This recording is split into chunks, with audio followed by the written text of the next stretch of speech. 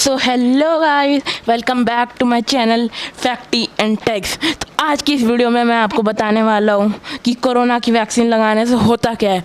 उससे पहले ये जानना बहुत ज़रूरी है कि कोरोना क्या होता है। तो कोरोना को हम कह सकते हैं 2002 में आई हुई सार्स बीमारी का पार्ट 2। तो उसमें भी जो सार्स बीमारी थी वो हमारे लंग्स पे सबसे पहले अटैक करती थी, क्योंकि अगर लंग्स एक बार ब्लॉक हो गए तो इंसान की डेथ पक्की है। तो इसलिए पहले आप लोग मेरे से जान लीजिए कोरोना के बारे में, और उससे पहले आप लोग लाइक और सब्सक्राइब कर देना इस वीडियो पे। तो शुरू करते हैं।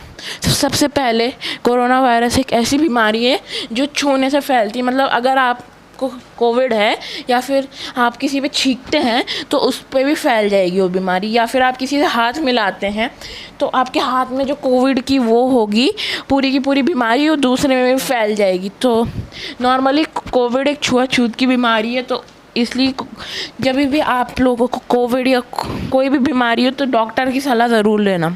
और फिर हम बात करते हैं कि कोरोना की वैक्सीन लगाने से होगा क्या।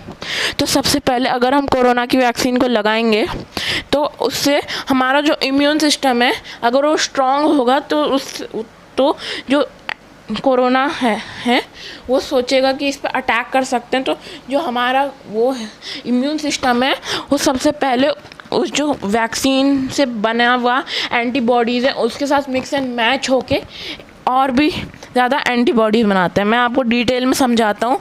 जैसे अगर आपने वैक्सीन लगाई, मैंने अभी तक नहीं लगवाई, मैं आपको एज नहीं बताऊँगा इसलिए। तो अगर आपने वैक्सीन लगवा दी, हाँ, तो उसके बाद क्या होगा कि जो एंटीबॉडीज़ हैं वो जैसे ही आपकी बॉडी में एंटर करेंगी आपकी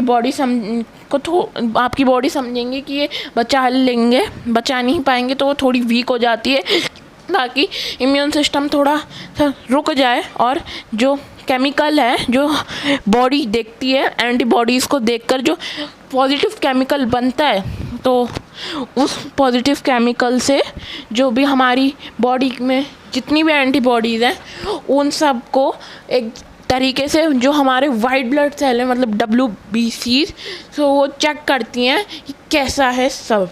तो अगर हमारी बॉडी बीमार पड़ती है 2 दिन के लिए तो उन 2 दिन में पता चलता है कि हमारी बॉडी जो हमारी एंटीबॉडीज़ बन रही है और जो वैक्सीन से एंटीबॉडीज़ आई हैं उन्हें कंबाइन करके एक उसमें लगा देती हैं, एक फिक्स्ड प्रपोर्शन में लगा देती हैं, जो आपने मैथ्स में पढ़ा ही होगा या साइंस में पढ़ा होगा।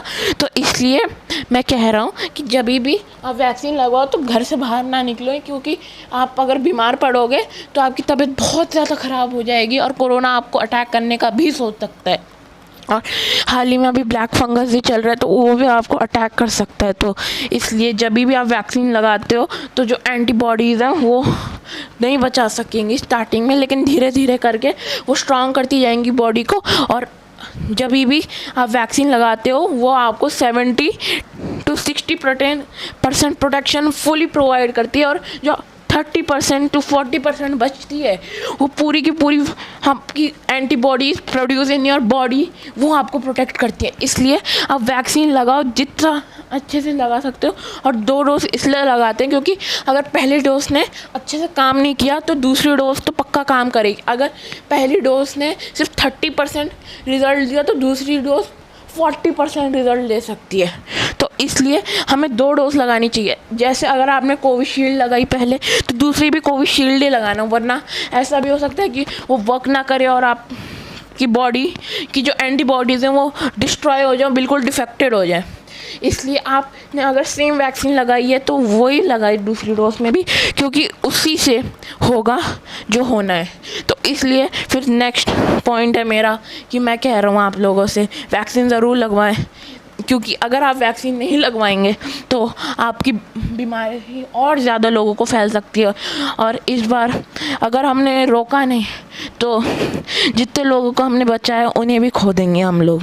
तो इसलिए प्लीज़ करके वैक्सीन लगवाएं, अपने पेरेंट्स का ध्यान रखें, अपने भाई बहनों का ध्यान रखें। Till then bye bye and subscribe to the channel.